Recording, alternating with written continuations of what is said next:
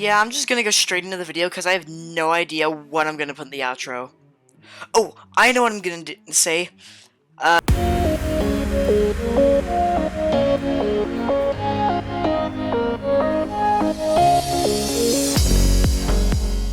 In the 1960s, BC ferries had to make a new ferry to replace one of their older ferries after the population of the Pacific Northwest began to surge.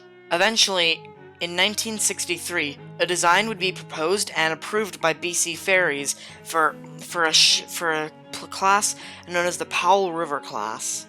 In 1965, the Mayne Queen and the Powell River Queen took to the seas to replace the Saipak. The Powell River Queen was launched first, and it has this weird square superstructure that I don't get. The Mayne Queen and the Bowen Queen differ slightly in design, however, they're still considered the same class.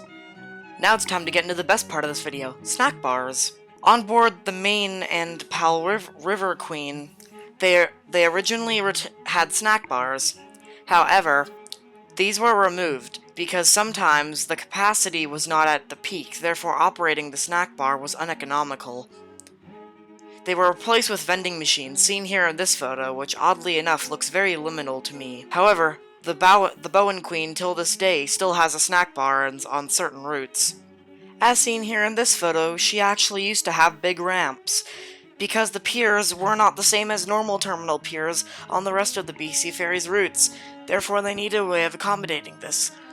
But as seen here, the terminals were eventually upgraded, and therefore the ramps were taken off of the Mayne Queen and Bowen Queen and all of them. In 1975, the ship went under a huge refit. In this refit, her car capacity was changed from 50 to 70. For her entire career, the Mayne Queen would sail on the same route, not changing one bit. Now that's pretty much where the story ends for this truly ugly ship. But if it's ugly, why am I making a video on it? Well, for one, just look at the rest of the series. And two, this was actually a recommended video from someone in my Discord server who lives near the area.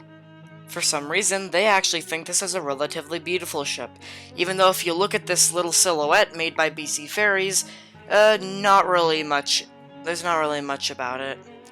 Although he did take all of the interior photos here, so good for him. I mean, the only real shot that actually makes the ship look beautiful is maybe this shot, but even here it looks a little bit ugly. However, because this ship was made in the 1960s, this means it is very old. In fact, it is so old that BC Ferries is currently going through a project of re-examining a lot of their older ferries. For us ferry fans, this is a bad news. But it's kind of good news at the same time, because a lot more cooler ferries are currently being introduced into the world of BC Ferries. Currently, with the Mayne Queen and the rest of her class, the engines are actually in better condition than the rest of the ship, meaning that it's likely that the ships will be retired within the coming future, as well as the last V-class ferry, the Queen of New Westminster. So, is this ship ugly or not? Why does the BC Ferries website give me only one sentence of information? And how many photos have I reused? That's a really good question.